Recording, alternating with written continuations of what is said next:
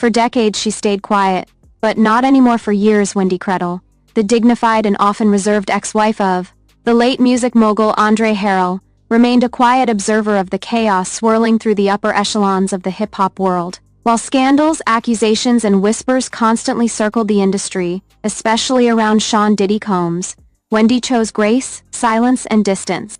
Until now. In a shocking and emotional exclusive sit-down interview, Wendy Credle has finally spoken out. And what she said may just change everything you thought you knew about Diddy, Bad Boy Records, and the industry's golden era. This wasn't just an emotional confession. It was a bombshell of truth, betrayal, regret, and deep-rooted secrets, some buried for decades. And the internet exploded. Let's unpack this jaw-dropping revelation that's got celebrities silent, fans in shock, and Diddy, well, allegedly lawyered up. The deep bond between Diddy and Andre Harrell, brother, mentor, puppet master? Before diving into what Wendy revealed, you need to understand the deep connection between Andre Harrell and Sean Combs. Andre wasn't just a mentor, he was a father figure to Diddy. He gave him his first big break at Uptown Records when no one else believed in him. In Wendy's words, Andre saw something in Sean that others ignored, but he didn't see the monster that would grow out of that ambition. Andre Harrell molded Diddy's vision. Without Andre, there might never have been a bad boy empire. But Wendy now claims that Andre died with a heavy heart, full of regret and guilt. And what caused that guilt? According to Wendy, he knew things, dark things, and he took too many of those secrets to his grave. I won't. I watched Diddy manipulate him, and then move beyond him. Wendy recalls moments where Diddy would butter up Andre, only to turn around and make power moves behind his back.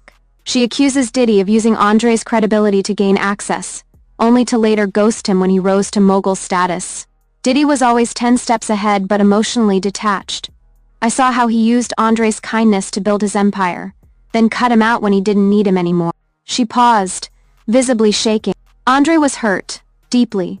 He just never showed it publicly, but in private, he felt used. The night Andre came home broken, one story stood out in the interview.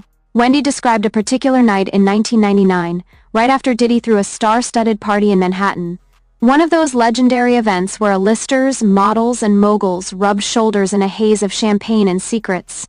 Andre returned home that night visibly shaken. He looked me dead in the eyes and said, "There's things I've seen tonight that I wish I hadn't." Wendy claims Andre never told her exactly what he saw, but that it involved Diddy, a young male artist, and several executives in a back room. Andre wasn't a perfect man, but he had limits. And that night, something crossed the line. Was it illegal? Immoral? She doesn't spell it out, but she hints enough. He started drinking more after that, sleeping less. And he kept saying, this industry is gonna eat him alive, or he'll eat everyone else first. Puffy had a black book, and Andre knew what was inside it.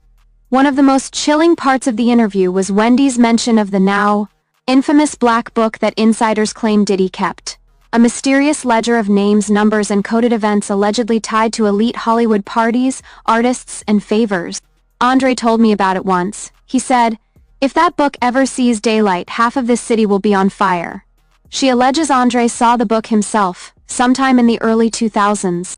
He said it had names you wouldn't believe. Politicians, rappers, CEOs, women, men, even teens. And it wasn't just about hookups, it was about leverage. Andre's final words on Diddy? He forgot who helped him climb in the months leading up to his death in 2020. Wendy says Andre grew increasingly reflective. Diddy, who gave him heartfelt tributes after his passing, was not as present as people think. He didn't call. He didn't visit. Not when it mattered. Wendy gets emotional. He gave that man everything. His wisdom, his connections, his faith. And in return, Diddy gave him distance. Public praise but private silence. And then came the shocking tapes. After Andre's passing, Wendy was sorting through his things when she stumbled upon a locked drawer in his old home office. Inside, mini tapes, dictaphones, journals. She claims at least 3 tapes contain Andre's personal voice recordings where he names names, describes private incidents, and expresses deep concern about Diddy's rise to power. She hasn't released them yet, but she's thinking about it. The world needs to know, especially now. Was Andre going to testify? Wendy hinted that before his passing, Andre had been approached quietly about a possible federal investigation. related to the music industry, racketeering, and abuse of power.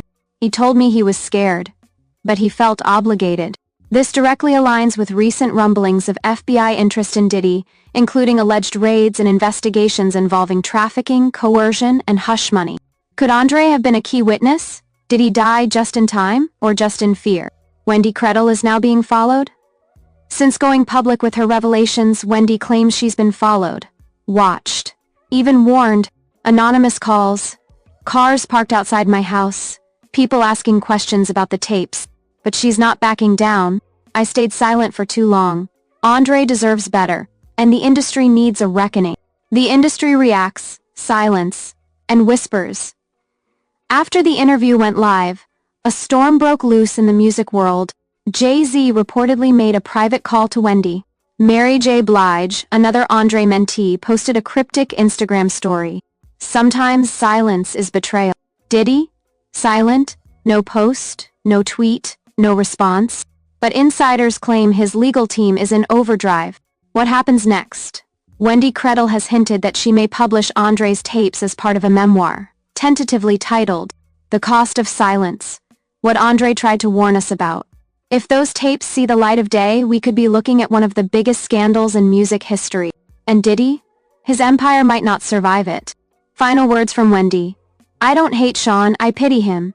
I wish he had stayed the young man Andre believed in, but power corrupted him, and now, the truth is chasing him faster than fame ever did.